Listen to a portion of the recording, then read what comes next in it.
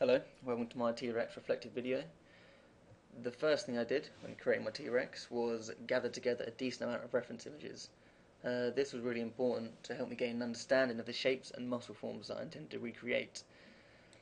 Obviously there are loads of variations of the T-Rex, but I wanted to look at all the different styles just to see what was already out there. I looked at existing in-game models and tried to find out as much information as I could on the workflow used to create them.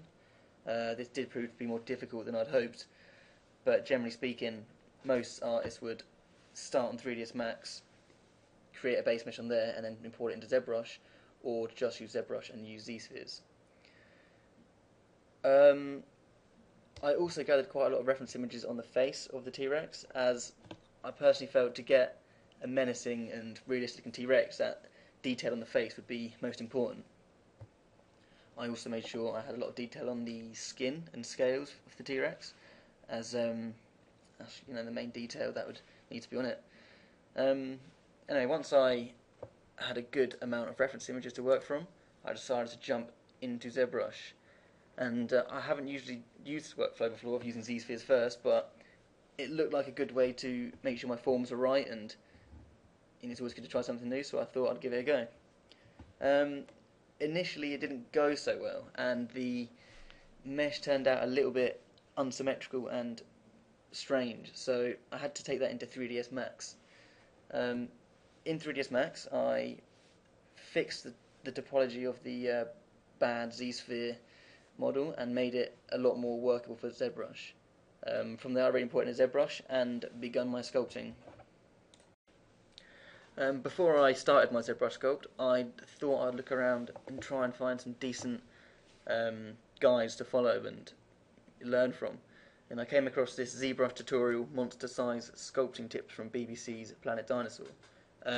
This is the workflow of Matthew Calling from Jellyfish Pictures. He covered all the necessary requirements of modelling a dinosaur, and this was a really useful find. He didn't just not only go through about creating the forms of the dinosaur, he covered the scales, the wrinkles, the folds, the teeth, the eyes. It had everything needed in here to help me learn how to create my own. He also talked about layers, which I hadn't previously used before, but turned out to be very helpful when adding scales and wrinkles. He also goes on about how to do scars on the dinosaur, and that is something I initially intended to do. If you can see on my unwraps, I've got, instead of overlapping the legs and arms, I had them separate because I intended to have wounds that that I didn't want to mirror. In hindsight, it would have been better to have them stacked on each other because I didn't even use the unwrap to its full advantage anyway. Yeah, alpha variations. That played a big part in adding scales to my dinosaur. I'd never used this before, but I got scale images from Google and used them as my alphas to cover my dinosaur in scales. From my thread here, you can see the actual progression and steps I took to create my final sculpt.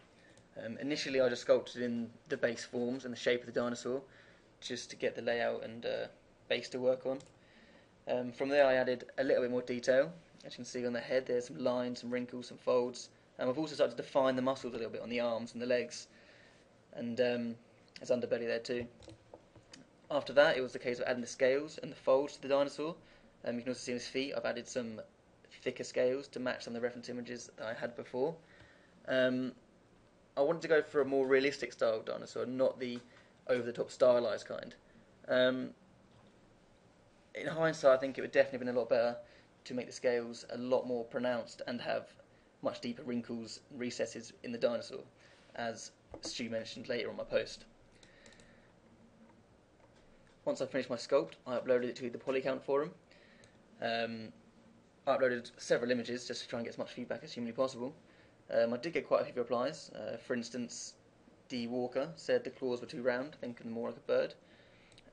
They were all very helpful when I took them up on what they said. I changed my poly sculpt because of that. Here was my poly paint. I'll go over that in a second. But as you can see in this bottom picture here, I have made the claws more like a bird and less round as they previously were, as you can see in this picture.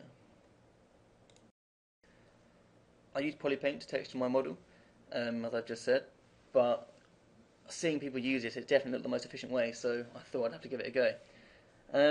the actual polypaint process went relatively well.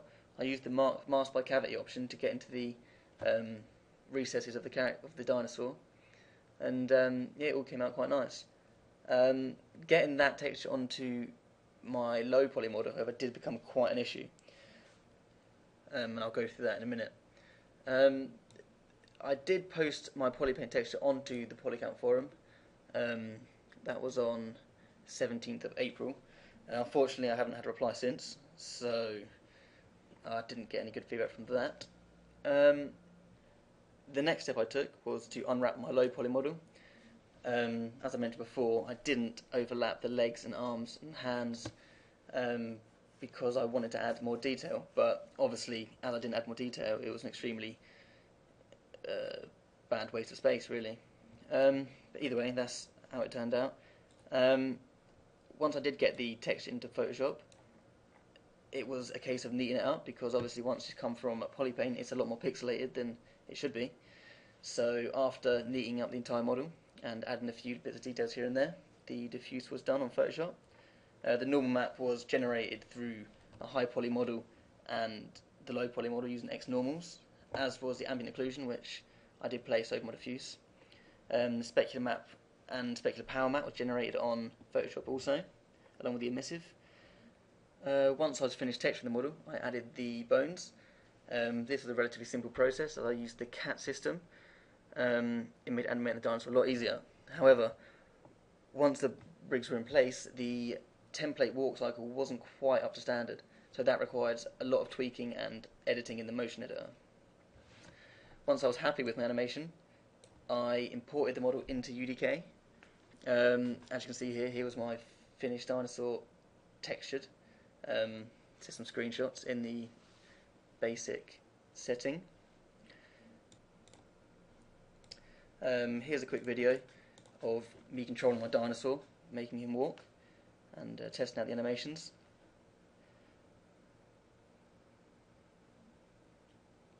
I do feel like the body is a little bit rigid when the T-Rex walks, and the idle animation also is a little bit stiff. Yeah, these are things I could have worked on the motion editor, but time wouldn't allow it. I used the UDK material editor quite a lot. Yeah, I felt this was a really good tool to make the texture come out a little bit nicer. I used Multiply, Add, some Fresnel. Yeah, it all came out quite nice in the end. Here's the finished turntable. On reflection, I think the normal map would need a lot more detail.